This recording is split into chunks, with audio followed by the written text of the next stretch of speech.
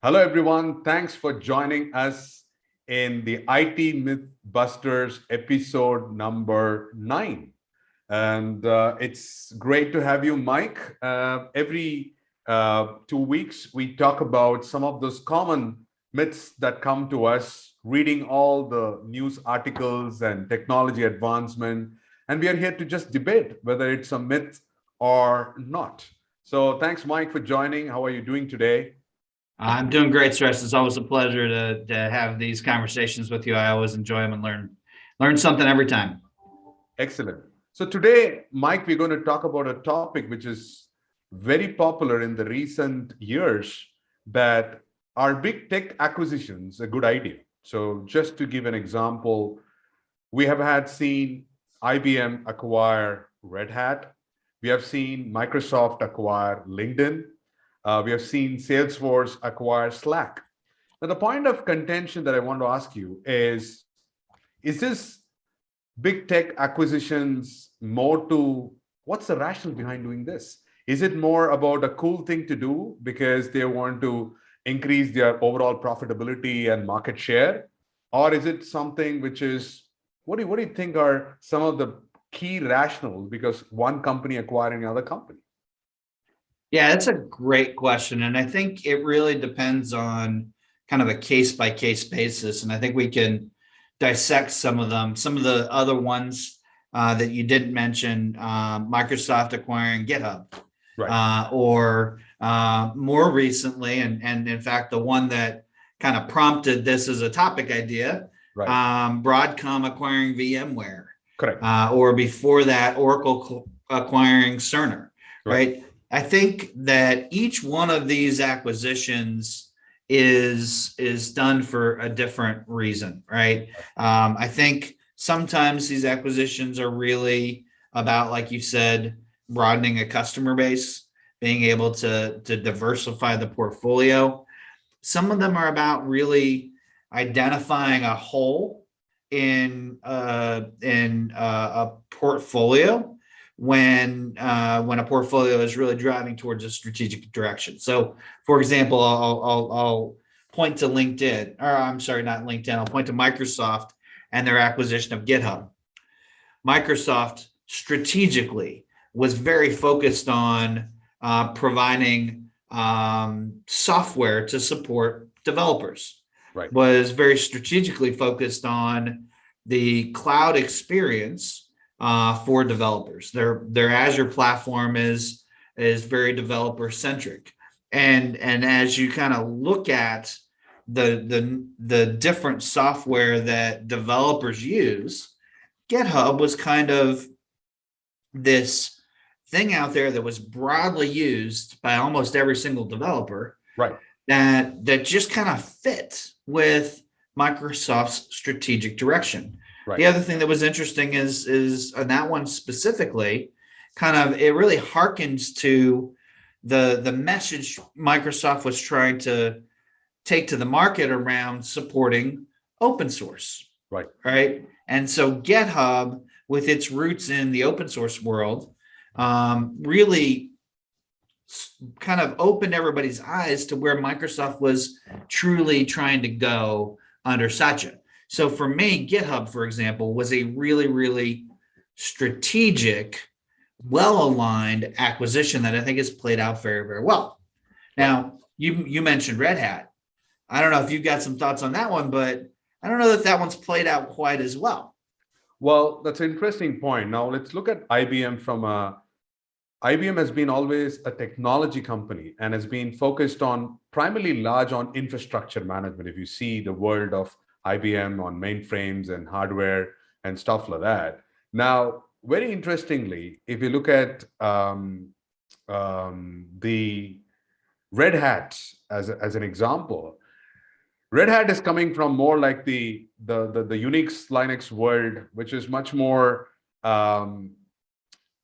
trying to be in its own area, isn't it? It was on its own niche. So I was still also wondering whether that was a good marriage between IBM and Red Hat to finally get that value about it. Because if you look at Red Hat, for example, the one of the major products that are really selling well is the OpenShift.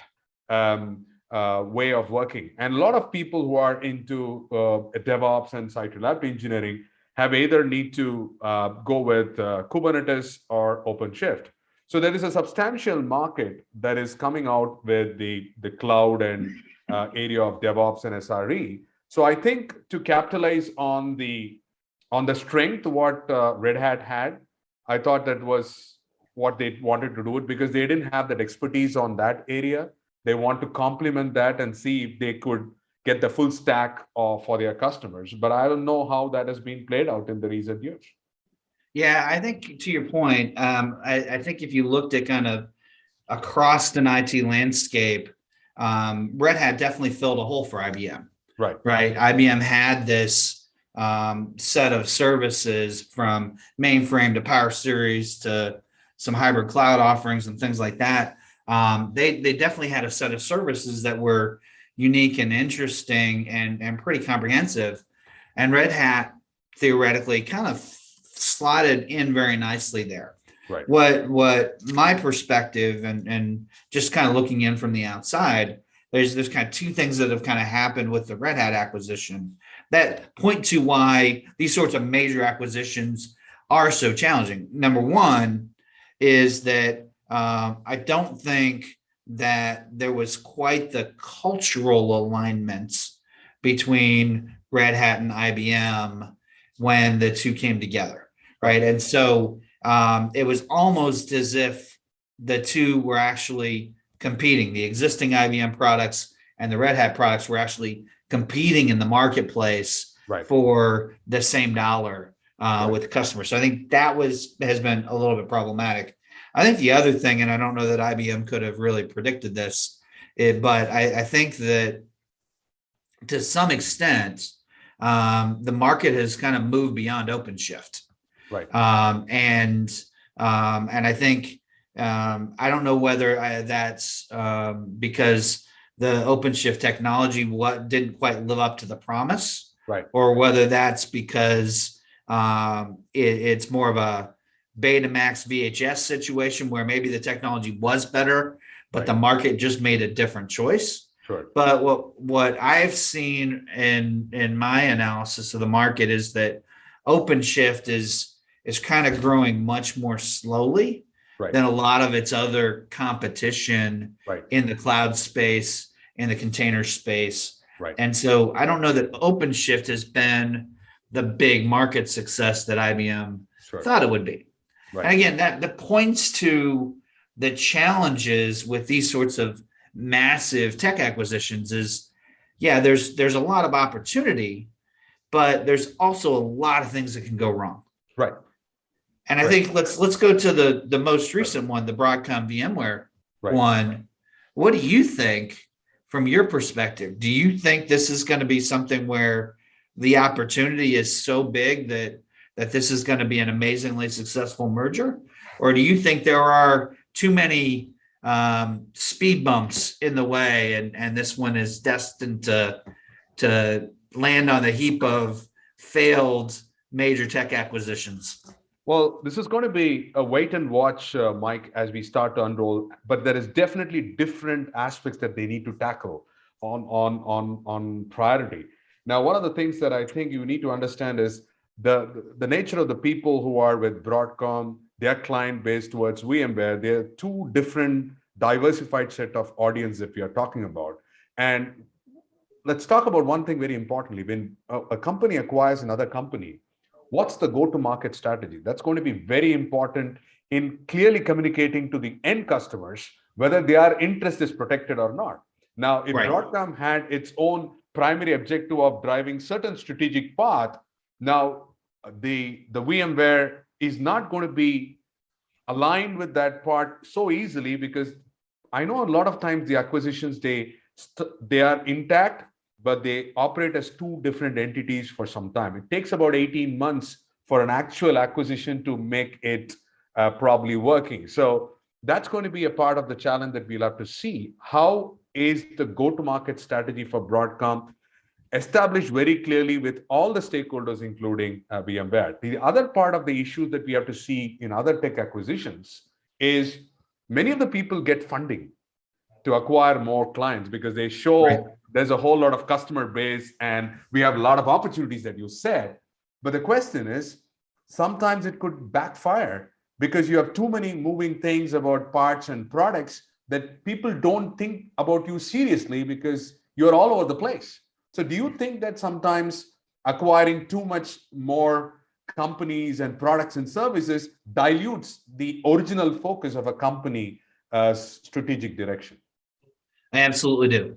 I agree with you completely. I do think that buying too many companies too fast can absolutely dilute your focus and can cause major problems. But I think one of the other things that is kind of important to understand when we talk about this question of are big tech acquisitions a good idea or not is what lens are we evaluating it through? Right. What is good, right? I mean, if we look at some of the early insights into what might happen based on kind of historical precedents and some early strategic direction coming out of Broadcom related to VMware, there's some thoughts that Broadcom is going to make some fairly dramatic cuts to the employee base, to the marketing and sales side, really focus on the top 600 customers and kind of change their approach to the market with VMware. Right. Now, from a financial perspective, if they do some of the things they say there's an opportunity, and this is kind of the promise or the target that Broadcom stated, there's an opportunity to dramatically grow EBITDA, right? I think the numbers are pretty staggering when you see the projections of what they think they can do to EBITDA for the combined company. But the question is, yes, maybe from a financial perspective, this looks good, but from a technology perspective, from a marketplace perspective, from a long-term future of the tech industry perspective, is that good? Is VMware going to continue to be this intellectual property machine that it's been over the last 20 years for the tech industry? Right. Are they going to continue to drive that thought leadership, that new technology capability into the industry that they've been in the past, or is Broadcom really going to take a different approach with them? Are they going to no longer do that? And I guess in this specific instance, there's an open question of, had VMware already ceded that position, that thought leadership position, to the Amazons and the Azures and the Googles of the world, right? To where maybe this is the best way to extract the most value out of VMware, right, on a company that maybe from a marketplace or a technology perspective was already on its downside. Right. I don't know the answer to that. Right. I've been in my interactions with VMware. I think VMware still has a pretty long runway from a core technology perspective. I think they have some really great technology. Right. But it remains to be seen how that plays out. Right. So finally, the thoughts around, are big tech acquisitions a good idea? We talked about a few things we need to consider when one company acquires another company. What is the rationale behind doing the acquisitions? What does it mean for the customers? Which lens do you look at this whole proposition? It is for financial growth, profitability. Is it going to add that extra value to the customers in their journey? Or is it just that, oh, I have done so much well, now is the time, I've been at a tipping point, it's better to sell off and just enjoy my rest of the money that I get on my kitty, right? Because a lot of companies are looking at, have we reached that level of saturation that I don't think I can organically grow anymore? It's better to combine with other companies to do it. And this is something which is going to be interesting to watch, Mike. As I see a lot more companies over the years, I would not be surprised where you have only few giants in a particular industry or a domain. The rest of the things become a conglomerate of some of these together, because eventually they're going to run this whole thing. And that's what Amazon is doing in terms of its monopoly of how they run this whole shop in terms of retail and so on and so forth. So it'll be interesting to see, will that be more of the capitalization of making money, getting bucks and moving up the place, or they're going to stay there, struggle and survive themselves in the whole turbulence? Well, I think you hit on a topic that we won't dig into today because we could talk for another hour or two on it. But the idea of kind of the evolution of industries, right? And the fact that industries over a time tend to go through this life cycle. And Right. one of the stages of that life cycle is historically consolidation. Right. And an industry will typically think about the auto industry, the big Right. three here Right. in the US, right? Years and years, those three were the only three major car manufacturers. And the industry kind of went through this evolution over time. Now, eventually that changes again, but there is a period in the evolution of industries where this consolidation effect does tend to happen. And I think that's a great question when we evaluate tech acquisitions. Do you need to do that big tech acquisition to have a chance of being part of one of the big three coming out the other side? So I think there's lots of dynamics in this one, but let me pose the question back to you. Are big tech acquisitions a good thing? Is this a myth, or have we busted it and we think they're a great thing? Well, I think we have to be clear about why before we do it. It's just not blindly doing big tech acquisitions. So if you look at just acquiring new tech companies, I think it is a myth which is busted, because we don't think that it would be skillful for us to make the shift because it's a cool thing to do, because there is a lot of challenges, there are inherent problems that we don't never see it until it unravels in the next couple of years. Yeah, I definitely agree with you, Suresh. I think the risk is outsized compared to the potential reward. Right. And I think that big tech acquisitions in general are not good ideas. I think they're bad ideas. And I think we should bust this myth. Thank you, everyone, for joining us in this episode of the IT Mythbusters. I hope you enjoyed this session with myself and Mike, and we look forward to seeing you in our next episode. Until then, stay safe, and thank you very much.